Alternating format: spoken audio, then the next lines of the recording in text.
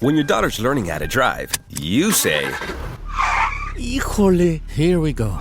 but what you should say is, Like a good neighbor, State Farm is there. to help you choose the coverage you need. State Farm, Bloomington, Illinois.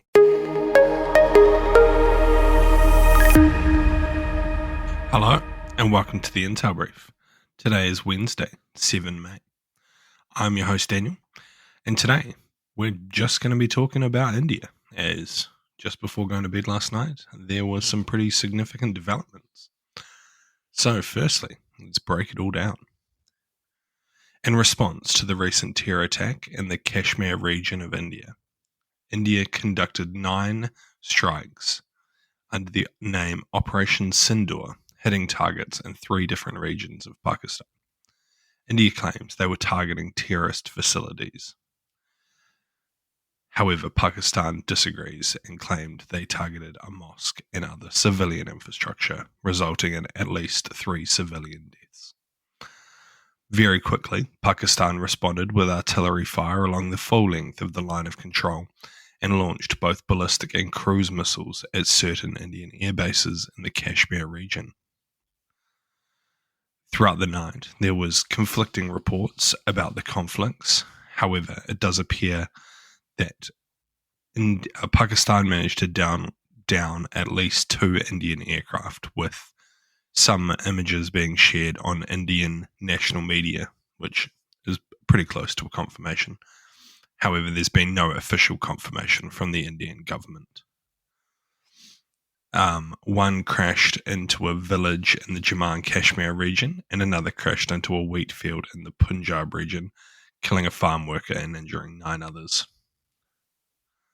Pakistan claims that these were defensive engagements and separate from their planned retaliatory response for the operation, and sources in Pakistan say they have selected 8 different targets for an upcoming round of retaliatory responses. Additionally, Pakistan has closed its airspace for 48 hours and has led to the suspension of all flights operating from major airports, including out of Pakistan's capital Islamabad, as well as Karachi and Lahore, the regional capitals for other provinces. Major international airlines such as Qatar Airways have announced that temporary suspension of flights to Pakistan due to the closure of airspace.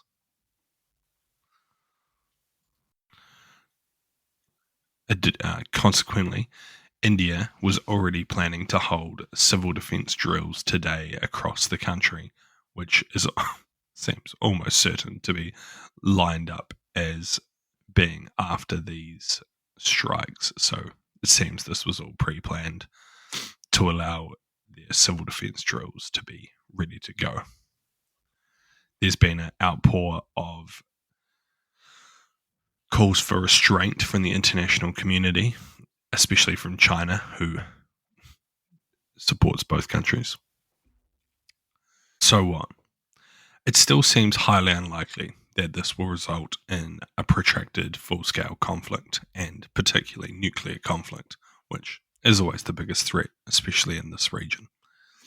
It seems most likely that there will be limited retaliatory actions, with Pakistan shooting missiles at particular Indian targets, likely trying to limit damage to not result in an escalatory conflict, and then military exchanges along the line of control for the next probably weeks to months, and then it will simmer back down and we'll just go back to the status quo.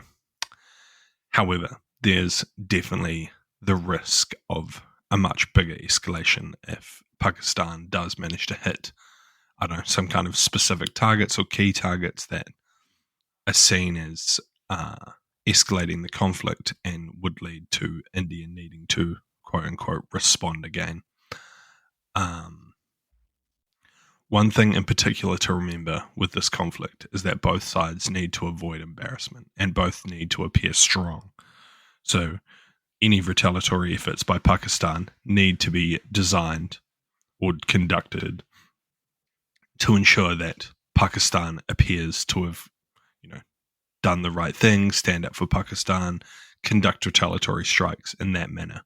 Whereas India also needs to appear strong which, it's pretty difficult to achieve both. But if Pakistan does strike a target such as like a military airfield and destroy a bunch of fighter jets and kill a bunch of military personnel, then it would be highly likely that India would need to respond in kind, targeting the Pakistani military. So there's definitely a very high risk of further escalation. However, I think both sides are pretty used to this conflict, and both sides are likely to try and just take measures that make them appear strong, but can also lead to a slow de-escalation over the next few weeks and months. But it's going to be a very tense time, and I mean the world's going to be watching. They already have been, but now more than ever. Lastly, just having a quick look at both the Indian and Pakistan military's Twitter accounts. India is already trying to frame this as a successful response. Lastly, just having a quick look at the Indian and Pakistani Twitter accounts, India is already trying to frame this as a victory, saying that they achieved their response and they have achieved their goals and probably trying to end it there. Whereas the Pakistanis are also trying to claim that the Indian army has surrendered in certain areas and that it's India that wants peace. So it looks like both sides are already likely trying to de-escalate the situation, and both sides are trying to frame this as a victory for themselves. Thank you for listening to the Intel Brief. I hope you enjoyed this pretty focused one-off story, and I'll see you again tomorrow. See you.